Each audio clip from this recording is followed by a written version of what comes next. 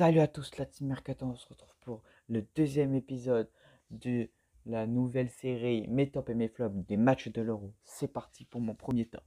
Mon premier top, c'est Arnautovic, qui était le seul en attaque dans la composition de l'Autriche, et il a fait son boulot. Il a mis un but hors jeu, et puis c'était aussi un peu le seul joueur à amener des choses offensives avant les prolongations, parce qu'après les prolongations, l'Autriche s'est un peu euh, amélioré après les buts italiens. Voilà.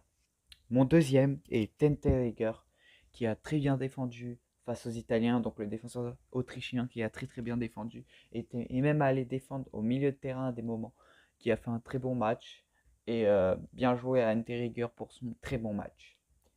Le troisième, qui est Federico Chiesa, qui a marqué le but de la délibération de l'Italie, et qui a aussi amené beaucoup de choses offensivement lors de son entrée avant les prolongations.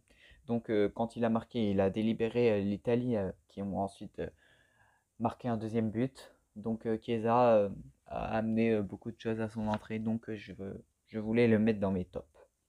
Maintenant, nous allons passer au flop.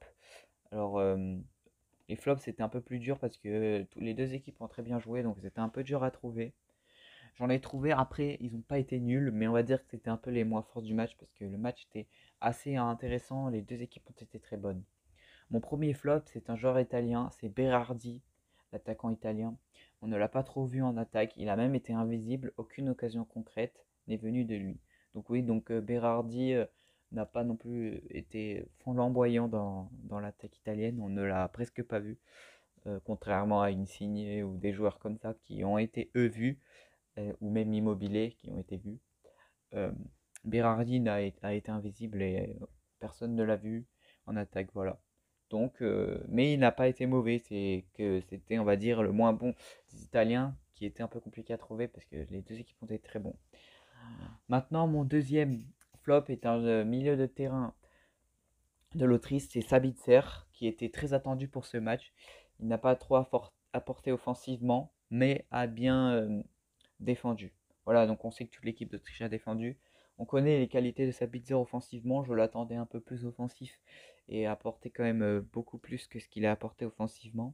Mais c'est quand même un très bon match pour lui. Mais je le mets quand même dans les flops parce que je pensais qu'il allait faire quelque chose offensivement un peu mieux que ce qu'il a fait. Voilà.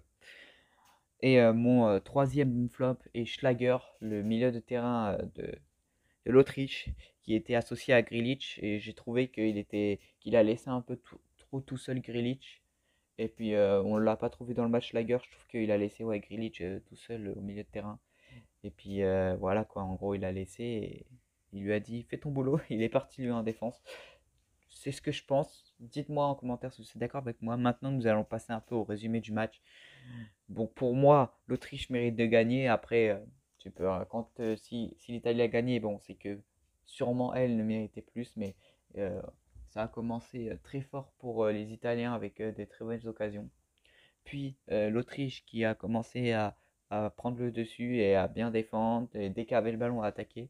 Il y a eu ce but hors jeu qui a bon, un peu réveillé les Italiens, mais pas trop parce que c'était encore l'Autriche qui dominait. Ensuite, il y a eu le penalty qui aurait pu avoir lieu, mais il y avait hors jeu du joueur autrichien. Donc voilà, et puis après il y a eu les prolongations et les deux buts des Italiens et le but de l'Autriche qui s'est quand même bien sorti avec ce but et ça leur a permis d'y croire jusqu'à la fin. Donc nous allons retrouver l'Italie en quart de finale du coup, mais je souhaiterais faire un grand bravo à l'Autriche qui ne s'est pas laissé faire face à cette très belle équipe d'Italie. Donc bravo à l'Autriche qui est éliminée en huitième mais qui a fait quand même un très bon match face à l'Italie. Voilà. Bon les gars, c'était VR Foot Mercato. J'espère que la vidéo vous aura plu. Allez, ciao!